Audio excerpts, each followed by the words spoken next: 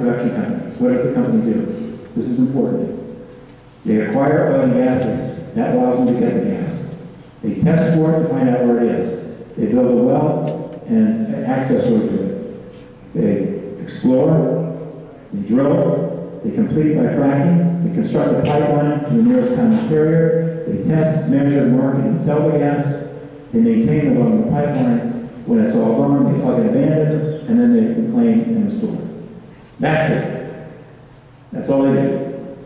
That's all they need to do. That's the 11 things that they do. Who does it? This is very interesting. But leasing, when they get your property, that's not by land. They're hardly ever a company's land. Independent contractors. The seismic, independent contractors. Well site construction, independent contractors. Exploration and drilling, independent contractors. Completion, independent contractors. Pipeline construction itself, independent contractors. Testing, marketing, sales, often kept in-house because that's where the money arises. We're not going to get on that. Well, maintenance, in-house or independent contractors. Plugging and abandonment, reclamation, restoration, independent contractors.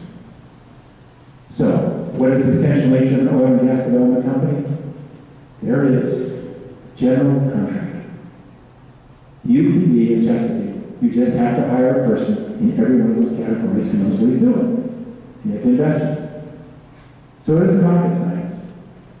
The makeup of the company isn't rocket science. I can tell you, the drilling is, the fracking is, but not this stuff. The financial makeup, the legal makeup, it's pretty simple stuff. It's just like a general contract. So, what does this mean? It means that in the end, the people who are on your land may not be the people who leased it from you. As a consequence, you have to have something in your leases that protects you against subcontractors. That's why you need indemnity, that's why you need insurance, that's why you need the protections, financial, sometimes bonding. And we put in a contract clause that says, the acts of any contractor or subcontractor will be considered the acts of the lessee. Because they're normally not employees, and subcontractors, you can't make the contractor employee for the subcontractor. But we do it. We make it in the lease that they're responsible. So there's a lot of business aspect, not just oil and gas in there too. Okay, what's the purpose of the company? Keep this in mind. To make money using the landowner's land and subsurface in any way possible at the least cost of the company with as many expenses as possible paid by the landowner and at the greatest profit. It isn't just oil and gas. There are other things. They make money off of pipelines, they make money off of hedging, they make money off of flipping their lease, they make money off of renting their roads. There's a lot of ways for them to make money. And you don't want to lose those economic streams. So you limit them to the things that we put earlier, those basic 9.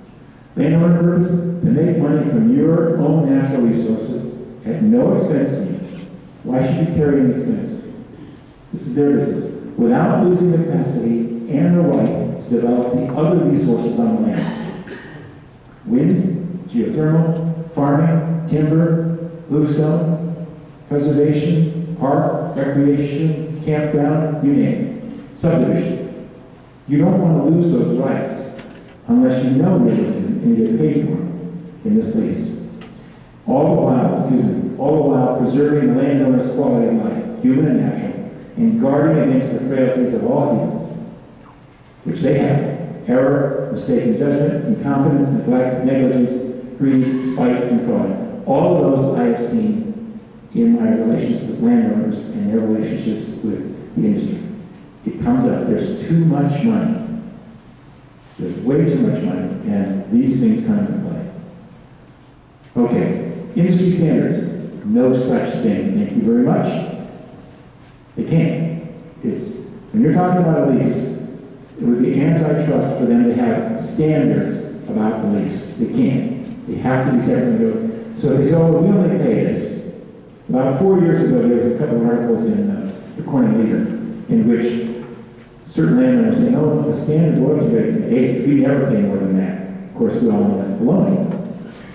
I mean, they get as much as 35% in some areas. Here, the market's about 20 to 22%. So don't let the industry bully you into saying that there's an industry standard and you have to comply with that. No such thing exists in leasing. Pipelines, just going to run quickly. Non-exclusive